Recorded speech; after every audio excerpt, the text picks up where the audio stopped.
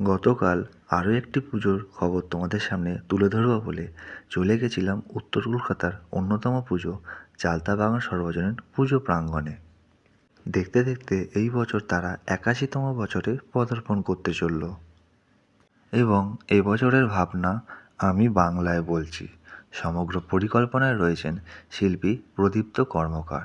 প্রতিমা রূপদান করছেন স্বনামধন্য শিল্পী শ্রী অভিষেক ভট্টাচার্য।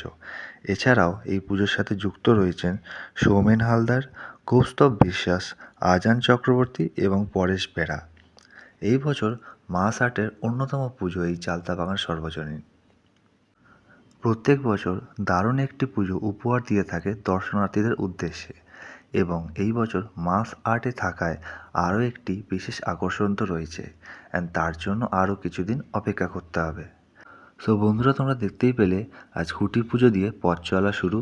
তো কাজ খুব শীঘ্রই শুরু হয়ে যাবে এবং দেখার বিষয় এবছর দর্শনার্থীদের উদ্দেশ্যে তারা কী উপস্থাপনা করতে চলেছে, তার জন্য আরও কিছুদিন অপেক্ষা করতে হবে।